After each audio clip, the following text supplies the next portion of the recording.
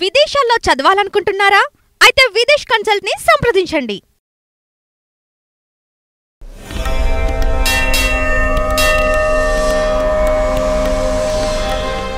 ఓం సదాశివసమారంభాం వ్యాసశంకరమధ్యమాం అస్మదాచార్యపర్యంతాం వందే గురుపరంపరాం. జ్యోతిష్ శాస్త్రాన్ని భావతరాల వారికి ప్రసాదించిన ఋషుల యొక్క పాదపద్మాలకి నమస్కారం చేసుకుంటూ, అలాగే నాకు ఈ జ్యోతిష విద్యను నేర్పిన గురువర్యులు జ్యోతిష బ్రహ్మ కీర్తిశేషులు శ్రీ ఈరంకి సూర్యనారాయణమూర్తి గారు సూర్యశ్రీ దైవజ్ఞ గారి యొక్క పాదపద్మాలకి నమస్కారం చేసుకుంటూ, ఓం శ్రీ మహాగణాధిపతి నమః, శ్రీ గురుభ్యో నమః, హరి ఓం. వీక్షకులందరికీ నమస్కారం. మిథున రాశి వారికి ఈ వారం మిశ్రమమైనటువంటి గ్రహగతులు గోచరిస్తూ ఉన్నాయి.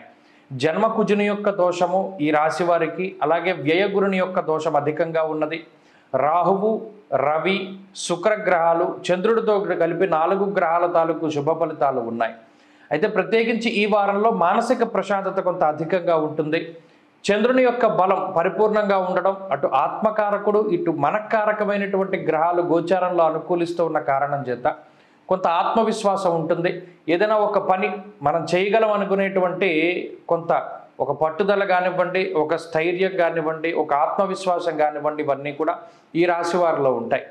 గతంలో మిమ్మల్ని విభేదించినటువంటి వారు తిరిగి మరలా మీ దగ్గరికి వచ్చి మీ సలహాలు సూచనలు కోరుతూ ఉంటారు. కుటుంబ సభ్యుల్లో మిమ్మల్ని ప్రగాఢంగా ఎవరైతే బలీయంగా వ్యతిరేకిస్తూ ఉన్నారో వారు చేసినటువంటి తప్పులు తెలుసుకునో, లేదా మీకుండేటువంటి మంచితనాన్ని గుర్తించో మరలా వారు మీతోటి కలవడానికి అవకాశం ఉంటుంది.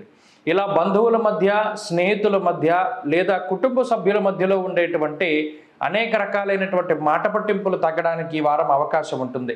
తద్వారా మానసిక ప్రశాంతత వస్తుంది. ఆర్థికాభివృద్ధికి అవకాశం ఉంటుంది. ఆదాయ మార్గాలు పెరుగుతాయి. ఆదాయ వనరులు ఏవో ఒకటి అవకాశాల రూపేణా దొరకడానికి అవకాశం ఉంటుంది. అంతేకాక ఈ వారంలో ఉద్యోగ మార్పు కానీ, వ్యాపారపరంగా చేసేటువంటి మార్పులు కానీ మంచి ఫలితాలను ఇస్తాయి. అనుకోని విధంగా పెరిగేటువంటి పరిచయాలు కానివ్వండి, సమాజంలో ఉన్నత స్థాయి వర్గంతో ఉండేటువంటి సాన్నిహిత్యం కానివ్వండి, మీకు చక్కగా కాలానుగుణంగా ఉపయోగపడడానికి అవకాశం ఉంటుంది. కుటుంబ సభ్యులతోటి మీ యొక్క స్థితిగతులన్నీ కూడా చాలా అనుకూలంగా ఉన్నాయి. అలాగే ఆర్థిక పరిస్థితులు కొంత ఇబ్బంది పెట్టినా ఆదాయ మార్గాలు బాగానే ఉన్నాయి. కాబట్టి ఖర్చులు పెరిగినా ఆదాయానికి ఏమీ లోటు ఉండదు.